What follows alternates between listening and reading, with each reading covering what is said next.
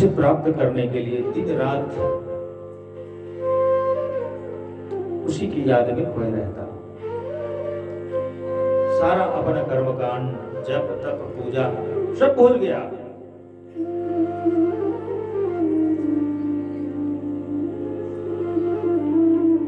किस प्रकार से वह गणिका मुझे प्राप्त हो, इसी चिंतन में सदैव वह लगा रहता। देखिए, भगवान 3 प्रकार की माया से सारे कार्य को, इस जगत के कार्य को संपन्न करते हैं। कौन कौन से?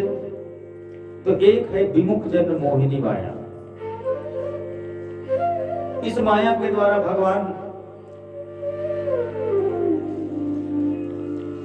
अपने से विमुख करते हैं और नास्तिकों को संसार में भटकाते हैं। जो पात्र नहीं होता उसको अपने से भगवान दूर कर देते हैं, नास्तिक बना देते हैं कि जाओ तुम इसी प्रकार से भटकते रहो। और एक होती है स्वजन मोहिनी माया। तो इस माया के द्वारा अपने भक्तों को आनंद प्रदान करते हैं। यह स्वजन मोहिनी माया। और तीसरी है स्वमोहिनी माया। इस माया के द्वारा भगवान स्वयं आनंदित रहते हैं। किसके साथ? अपनी शक्ति के साथ। राधा शक्ति, लक्ष्मी शक्ति, सीता शक्ति, गौरी शक्ति। इस माया में स्वयं अपनी शक्ति के साथ भगवान आनंदित होते हैं। तो इन 3 प्रकार के माया से वे संसार का संचालन करते हैं।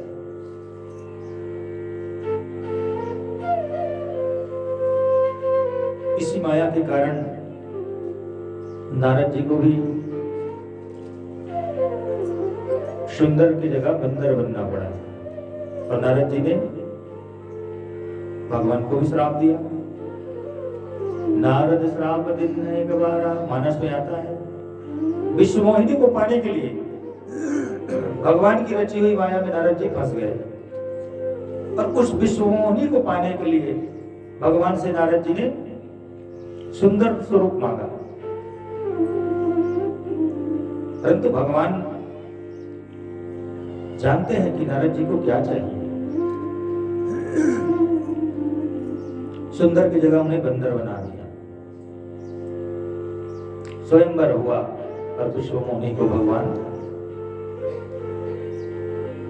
ने ग्रहण कर लिया। ये सारी जो फजीती है अपनी, हमारी जो फजीती होती है, ये सब हम अपनी मन से होती है।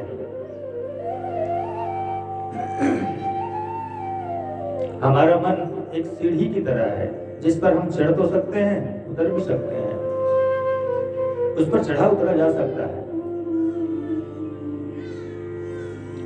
जब तक हम अपनी इंद्रियों को वश में नहीं रखेंगे। इंद्रियां वश में हो गई तो मन वश में हो जाएगा। तो ब्राह्मण उस गणिका को पाने के लिए बेचैन रहने लगा। अंततो गत्वा अपने घर परिवार बाल बच्चों को छोड़ करके वह अजामिल उस गणिका के साथ में रहने लगा। काफी समय व्यतीत हो गए। ब्राह्मण और गणिका के द्वारा कालांतर में 9 संतानों को जन्म दिया गया। 10वीं बार जब गणिका ने गर्भ धारण किया तो उसी समय गांव में कुछ संत आए और कुछ लोगों ने अजामिल के घर को ही बता दिया। अजामिल उस समय घर पर था नहीं।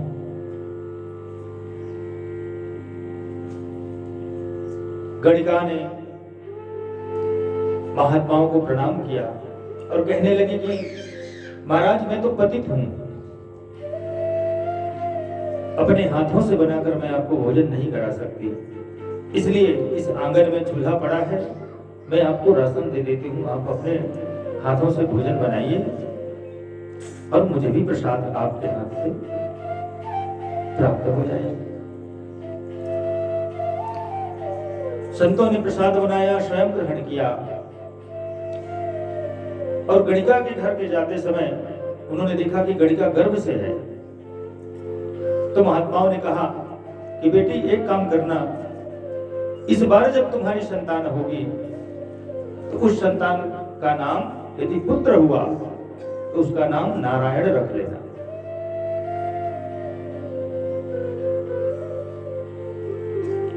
इतना कह करके महात्मा चले गए।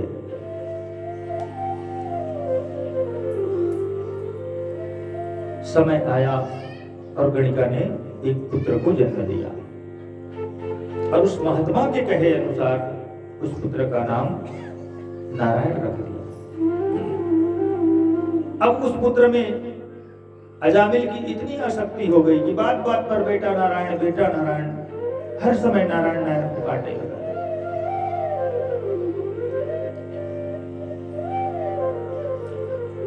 चौथे चरण में ब्राह्मण चरपाई पर लेटा है, असहाय अवस्था में। यमराज के दूत काले काले दूत हाथ में पास लेकर के चरपाई के चक्कर जब काटने लगे तो अजामिल भयक्रांत हो गया, डर गया, कांपने लगा, अपने पुत्र को पुकारने लगा, बेटा नारायण मुझे बचाओ, बेटा नारायण मुझे बचाओ, हे नारायण मुझे बचाओ।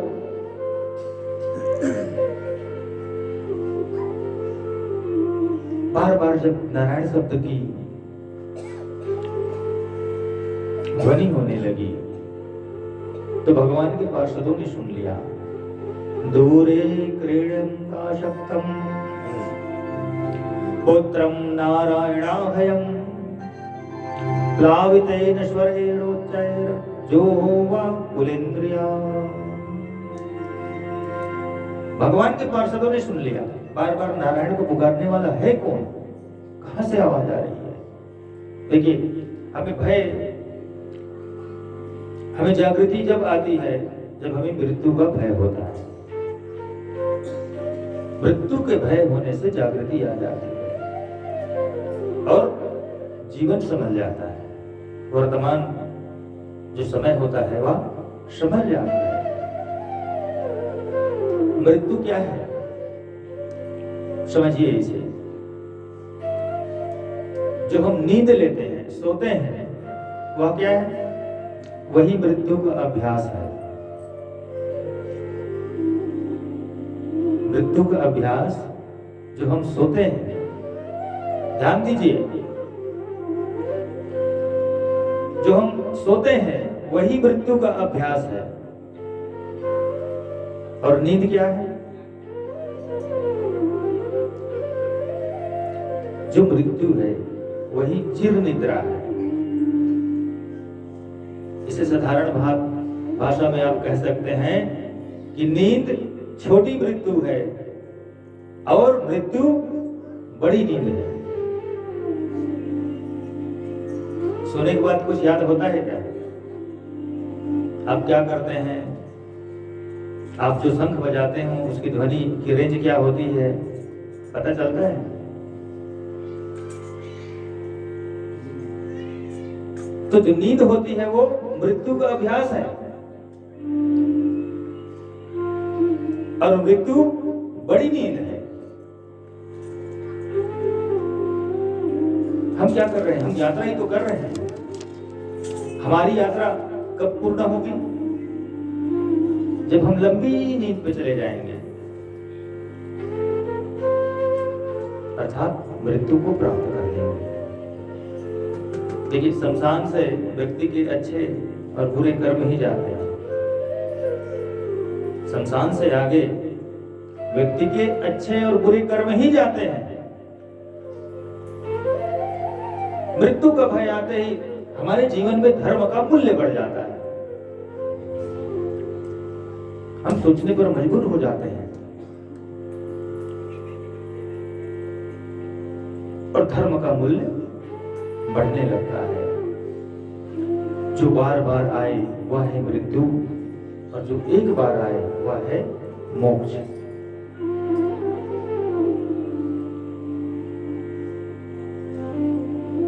भयक्रांत हो गया है अजामिल। परमात्मा के घर जीवन भर के कर्मों का हिसाब देने का ही नाम है मृत्यु। देखिए, अगर हिसाब किताब में कुछ गड़बड़ है तभी मृत्यु से भय होगा। जैसे अजामिल आज कांप रहा है क्योंकि उसने जीवन में उल्टे सीधे काम किए, धर्म को छोड़ करके अधर्म में प्रवृत्त हुआ। उन्हें सदैव डर बना होता है। जो उल्टे सीधे काम करते हैं, उल्टे सीधे काम करके जो खूब धन कमाते हैं, उन्हें सदैव डर बना होता है कि कहीं इनकम टैक्स ऑफिसर घर पे ना आ जाए, क्योंकि उनका काम ठीक नहीं है। सदैव डर बना होता है। तो अजामिल आज इसलिए भय से कांप रहा है कि उसने धर्म का त्याग करके अधर्म की ओर अपने जीवन को, अधर्म वृत्ति से अपने जीवन को जिया है। सुखदेव जी कहते हैं कि राजन, नारायण नारायण पुकारते ही भगवान के चार पार्षद, जो देखने में भगवान नारायण के ही समान थे, चार चार हाथ वाले, चतुर्भुजी रूप में आकर के तुरंत अजामिल के सम्मुख प्रकट हो गए। यमदूतों ने देखा, कहने लगे कि चार भुजाधारी ये कहां से प्रकट हुआ है? क्यों भैया, तुम चार चार हाथ वाले कहां से आ गए? विष्णु पार्षद कहने लगे कि पहले तुम बताओ कि काले काल उठे, तुम यहाँ क्या कर रहे हो और तुम कहां से आए? यमदूत कहने लगे कि हमें नहीं जानते। अरे हमसे तो सारी दुनिया डरती है, हम यमराज के दूत हैं। आपका परिचय श्रीमान? विष्णु पार्षदों ने कहा कि हम भगवान नारायण के दूत हैं और हमारे स्वामी के नाम को स्मरण करने वाले को हम लेने आते हैं, उसकी रक्षा करने के लिए आते हैं। तुमने सुना नहीं, अभी इसने हमारे स्वामी नारायण का नाम पुकारा, फिर तुमने इसे पकड़ने का प्रयास कैसे किया? यमदूत कहने लगे कि अरे महाराज, जाओ किसी पागल किसी और को बनाना, ये तुम्हारे स्वामी नारायण को नहीं पुकारा, इसने अपने पुत्र नारायण को पुकारा, अपने पुत्र को पुकार रहा है। विष्णु पार्षद कहने लगे कि इससे हमें कोई मतलब नहीं, हमें तो हमारे स्वामी से इतना आदेश हमको मिला है, जो भगवान नाम स्मरण करेगा, जो नारायण नाम को पुकारेगा, उसकी हम रक्षा करेंगे। और हमारे स्वामी नारायण का नाम आज से 2-4 सालों से नहीं है, आदिकाल से उनका नाम नारायण है। इसके पुत्र का नाम तो अभी 1-2 साल से ही रखा होगा। हमको कोई लेने देना नहीं, इसने हमारे स्वामी को पुकारा और हमें आदेश है जो भी नारायण नाम पुकारे, जो भी हरि नाम पुकारे, उसकी रक्षा हम करेंगे, भाव चाहे जो भी हो। भाय को भाय अनख आलस हो, नाम जपत मंगल दिश दश हो। भाय को भाय अनख आलस हो, नाम जपत मंगल दिश दश हो। भाय को भाय अनख आलस हो, नाम जपत मंगल दिश दश हो।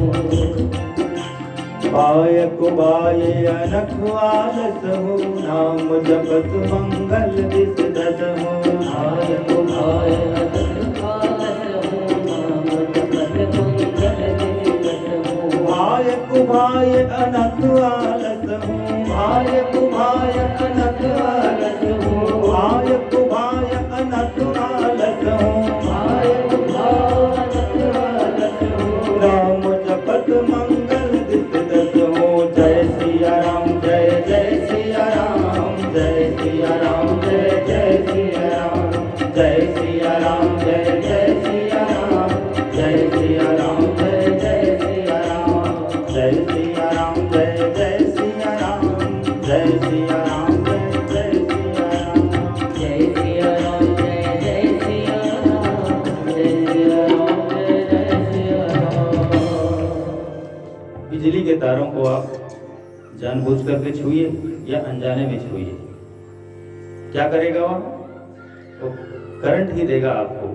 ये नहीं सोचेगा कि श्रीमान को पता नहीं है कि हमको छूने से करंट लगता है या नहीं लगता, तो हम इनको करंट ना लगे, वो करंट ही देगा।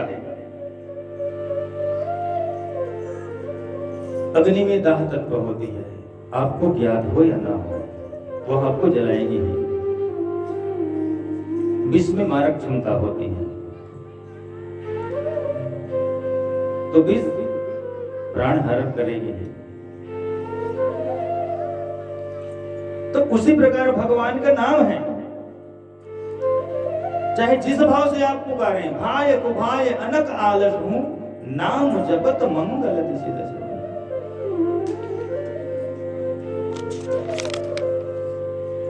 उसी प्रकार प्रभु के नाम का चमत्कार है, चाहे आप जानबूझ कर लीजिए, जिस भाव से लीजिए, अनजाने में लीजिए, वह अपना प्रभाव दिखाएगा। बहस खूब बढ़ गई भगवत पार्षदों और यमदूतों के मध्य में, और भगवत पार्षदों ने यमदूतों की खूब पिटाई कर दी और मारपीट के वहां से उनको भगा दिया। ये सब असहाय अवस्था में अजामिल चरपाई पर लेटे हुए ये सब देख रहा था। विचार किया कि मैंने जब धोखे से ही भगवान का नाम स्मरण कर लिया, आज स्वयं भगवत पार्षद उतर कर मेरी रक्षा कर, और कहीं जीवन भर मैंने भगवान का नाम लिया होता तो मेरी मुक्ति तो निश्चित हो जाती। तुरंत वैराग्य हो गया और सब कुछ छोड़ करके हरिद्वार आ गया। गंगा किनारे सुंदर भगवान भजन करके परम धाम को प्राप्त किया। इधर यमदूत जाकर के अपने जो पास है उस बाग को यमराज के सम्मुख फेंक दिया कालदंड, और कहने लगे आज से हमें ऐसी नौकरी नहीं करनी, पकड़ो अपना कालदंड। धर्मराज कहने लगे भाई बात क्या है ये तो बताओ, इतनी क्रोध में क्यों? यमदूत कहने लगे कि आपने आपके द्वारा हम भेजे गए और अन्य 4 लोग आकर के हमसे झगड़ा करके हमें खूब पीटा और हमें भगा दिया। धर्मराज पूछने लगे कि भाई थे कौन हो, कहां से आए थे? यमदूत कहने लगे कि महाराज कारण बस इतना था कि उस शिव ने अपने बेटे नारायण को पुकारा। धर्मराज ने जैसे ही नारायण नाम सुना कि यमदूतों के मुंह पर हाथ रख दिया, सावधान, इस पावन नाम का उच्चारण जोर से न करना। क्यों महाराज? बोले कि इस मंगलमय नाम का स्मरण जो तुमने अभी किया है, कहीं 2-4 बार ऊंचे स्वर में बोल दिया तो नरक में जितने पापी जो सड़ रहे हैं उनको हमें मुक्त करना पड़ जाएगा, सबकी छुट्टी करनी पड़ेगी। यमदूत कहने लगे अच्छा महाराज इतना चमत्कार है इस नाम का, इस नाम की महिमा भी तो बताइए। यमराज कहने लगे कि यमदूतों हम क्या बताएंगे नाम की महिमा, यदि भगवान से पूछो तो भगवान भी इस नाम की महिमा नहीं बता पाएंगे। कहो कहा लगी नाम बढ़ाई, राम न सकही राम गुण गाई। कहो कहा लगी नाम बढ़ाई, राम न सकही राम गुण गाई। भगवान खुद अपने नाम की महिमा नहीं बता सकते, तुम मुझसे पूछते हो नाम की महिमा। नाम की महिमा कोई नहीं बता सकता। यमदूत बिगड़ गए, कहने लगे कि महाराज वो सबसे हमें मतलब नहीं, आप हमें ये बताइए कि हम किसको पकड़ने जाएं, किसके प्राण हरण करें। तो यमराज कहने लगे जिव्यान भक्ति भगवद्रुणम नामधेयम चेतस्सना स्मरति चतरारविंदम। जिसकी जिव्या में जिह्वा से भगवान नाम का उच्चारण ना हो, जिसका सिर भगवान के चरणों में ना झुके, जो जीव मात्र से प्रेम ना करे, जिह्वान वक्ति भगवत तृणम नामधेयम चेतस्य।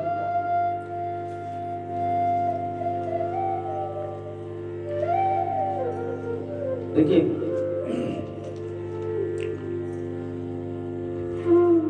भगवान नाम स्मरण, भगवान नाम लेने की कोई उम्र नहीं होती। कुछ लोग कहते हैं ना, अभी पूरा समय पड़ा है, चौथे पन में हम करना ही क्या है, चतुर्थ चरण में हम भगवान का ही भजन करेंगे।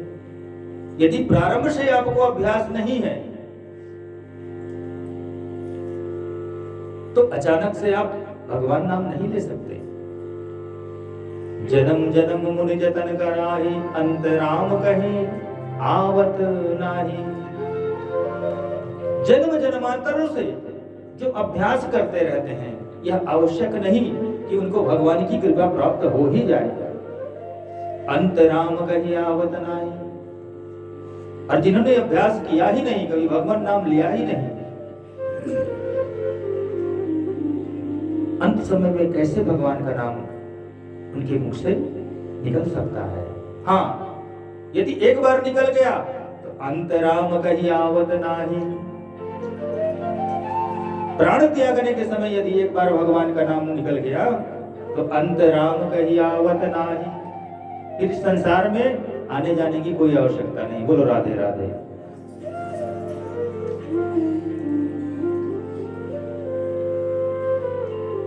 तो धर्मराज ने कहा कि जिह्वान वक्ति भगवत तृण नामधेयम, जिसकी जिह्वा से भगवान का नाम स्मरण ना हो, जो भगवान को ना पुकारे। तुम ऐसे लोगों को पकड़ करके यहाँ लाया करो, ऐसे पापियों को यहाँ पकड़ करके लाया करो। यह है भगवान के नाम के महिमा का चमत्कार। बोले श्रीमद् भागवत भगवान की। आइए हम भी उस परमात्मा के नाम को स्मरण करें, क्योंकि राम न सकहि राम गुण गाई। नाम से बड़ा कुछ नहीं है। और वैसे भी इस कलयुग में, कलयुग केवल नाम आधारा, सुमर सुमर भव उतरहि पारा। नाम ही सब कुछ है। आइए हम भी भगवान नाम स्मरण करें। राधे कृष्ण